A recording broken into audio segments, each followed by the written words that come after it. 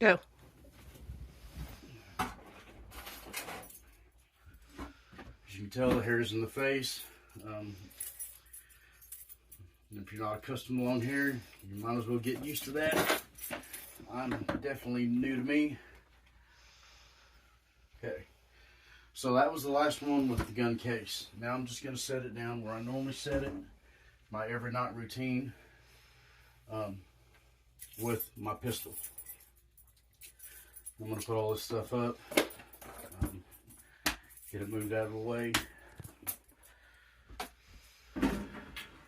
Alright, ladies and gentlemen, this is what my house would look like in the dark, for the most part.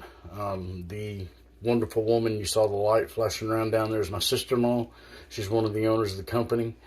She's going to help view what it looks like me coming out of my room with my weapon, and then this will basically be done. So this may be a 2 or 3 part video. We'll see how it goes, okay? When you're in post. Alright, so this is the last run. It's a loaded firearm on my nightstand like I normally carry in my holster. So keep that in mind, guys. This is the last run. Go. Never follow me out. Now I'm going to step back. Can you see the... Now, the reason why I'm stepping back is because I don't know if the bad guy's just right outside my door. So for me to do that, I don't want my gun grabbed or anything. So I step back. As I approach the door, my field of view is just limited. Okay? I can basically just see across the hallway. That's it. Nothing down there. Now, as I come out of my door, I don't want my gun out for the fact that if somebody is sitting right here, or maybe in the adjacent room that they maybe didn't lock for the night, to grab my pistol. Okay? So I'm going to keep it close to me. As I step out, I just want to bounce my head around the door. See if there's any movement down there. See if there's anybody down there. Now, in my house, this is the end of the hall. I'm going to step out, put my back towards that hall, and start, scanning the area down there.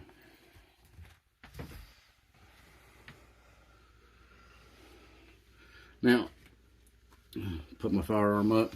It's loaded.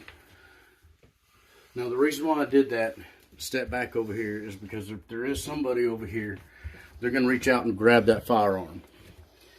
Then you're in a fight of your life, and you don't want to be in that position when you're at home, 3 o'clock in the morning. You're tired. You just got woke up. Your adrenaline's probably fucking going like hell. So you want to keep it close to you. Stick your head out, peek around the corner, see if you see any movement. If you do see any movement, start making verbal commands.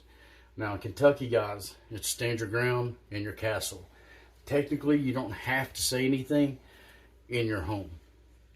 Okay, as long as you're not shooting somebody in the back, that's where you start catching felony charges and life sentences. Okay, I would probably and most likely start giving verbal commands like, hey, you need to be on the ground, get on the ground, something of that fashion.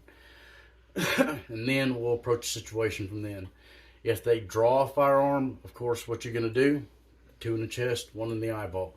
You're protecting your family. You're protecting your domain. You're protecting your home.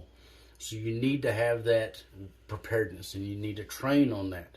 Whether you go to a range or you go out in the pasture somewhere, you need to train 2 in the chest, 1 in the eyeball. End of story. Now, as you can tell, I'm going to move out of the way real quick. No, you keep going. Come back out. All right. No, face that way. Now, beautiful sister-in-law, thank you for doing what you're doing down here at the end of the hallway. You're good to go. I appreciate it. Nice catch. Now,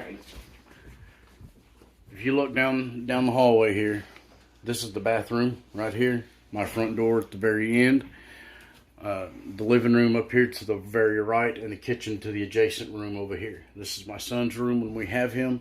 This is my sister-in-law's room right here, which stays locked 90% of the time. So I will never have to go in this room and check it out. All right? Unless I see the door jar or anything like that. Now, the room she just showed you is our utility room, washer and dryer room, etc. Also, keep in mind, I'm barefooted. My hair's a damn mess. But it's to simulate being up at 3 in the morning, like I said. If I needed to move through my house, like I said, it's 874 square feet. I can clear this within, let's say, 5 seconds, okay? All I need to do is peek around the corner. Let me show you an example. Now I've made it out of my room. All I'm going to do is going to peek around the corner, right into the utility room. I already see some of it, so I don't have to jump out in the middle of the hallway here.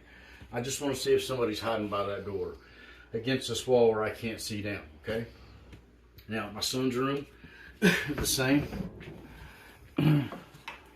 Other way. Flip on light here. My son's room, the same way. Now, I am a right-handed shooter, but I'm just as effective with my left hand. So in this position, if you need to, if you feel comfortable to, you can switch hands. Now, in my case, it would be right to left, and then I would do the same. My field of view is pretty much in this area right here from where I'm standing. I just need to see if somebody's standing right here in this nook. So now I've got a left-hand grip on my firearm, still close to me. I just want to duck in and see if there's anybody there. If it's clear, I'm going to switch back over to my dominant hand. I'm not trying to clear the rest of my house with my non-dominant hand. As I move forward, my gun is still next to me. Now, mind you, there's nobody in my house, you know, other than the cats, animals, you know, people are supposed to be here. But if there is, then I can go out to full combat if I have that distance. If I have that distance to go out full combat, then go ahead and do that. But for the moment, because I don't know, and it's in the dark, okay? We got lights on for obvious reasons. You can't film the shit in the dark, and I don't have night vision. I'm going to keep it against my chest until I get to a point where I can go out into full combat. If you don't have that opportunity in your home, stay here. Here's the reason why. If somebody tries to grab it, it's close to your chest, you maintain more control. If they're right there, okay, if you notice my finger right here, okay, that allows me to push, pull, grab my firearm. So I'm pushing with my hand forward, I'm pulling with my finger backwards, okay? Now, if I need to, I can switch it to this or this. Now my gun is fully protected. I have weapons retention. All right, guys? So as I clear my home, I'm going to keep it close towards me, close to my chest. As I progress through the house, I'm not going to do the whole house, but as I progress through the house, like I said, the living room's to the right of me. I'm a right-hand dominant shooter. I'm going to switch over, as you can tell, trigger discipline, right hand. I'm going to switch over. That way, as I approach that corner, I can step around and look. If I can, full combat. If I can't, stay just like this. Kitchen's to the left.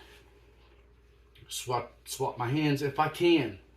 Same thing. Peek around the corner, come back. If you can go out, then go out. If not, stay against your chest. Keep your firearm with you at all times. Keep it protected. If you have the chance to come out, then go ahead and come out. If the perpetrator has a firearm and you have that shot, take the shot, okay? So take the shot and be done with it. When you're done, bring it back. Go back to weapons retention. Put it down. Put it in your holster. Put it in your safe. Guys, remember this. It's in your home. If you were in a convenience store, Walmart, wherever, you need to put your firearm in your holster, start rendering aid immediately. It doesn't matter if it's a bad guy. It's part of your duty, okay, as a civilian. Yes, you made the shot. Go up, make sure that if they're dead, they're dead. I mean, they're dead, okay? 2 in the chest, 1 in the eyeball. I'm going to call it being fucking dead, all right? If you didn't make those precision shots, then you need to make sure you need to start rendering aid. So, if you're in your home, stand your castle, stand your ground, whatever you want to call it. Shoot them. Put the firearm in a safe space, in a safe spot. If you got to go back and put it in your safe, go back and put it in your safe, okay? If you can't, put it in the holster. Keep it near you. Call the police department. Let them know that you were the shooter, that you have a firearm in your home. Let them come in and take over after that. Don't touch it again until they get home, until they get to your home. Bad guy's lying on your floor bleeding to fucking death and he's twitching around like he's still alive, then you need to render aid. End of story. But the main thing is you cannot, at least in the state of Kentucky, Texas, and Louisiana, you cannot shoot them in the back and call it self-defense. That's illegal. You'll go to prison. Okay? So you have to shoot them in the front side. That's why I've trained and I tell everybody, 2 to the chest, 1 to the eyeball. Not 2 to the back and 1 to the back of the head. It's always in the front. Always. Shoot them. Put your firearm in a safe space. Render aid if aid can be rendered. If not, don't worry about it. But call 911. Get, Leo's on the way. Paramedics on the way. People that need to be here at your home. You're going to have to file a report. You're going to have a million questions asked. And they're going to start analyzing the situation, whether you shot them in the front or in the back. So make sure, and I mean make sure, that you shoot them in the front. If you use a flashlight, use your flashlight. Identify. Make sure it's in the front. If you don't, again, you know your home. You know where everything is. You know all the little night lights. You know all that stuff. Make sure it is in the front. Do not shoot them in the back. Guys, thank you. Have a good night.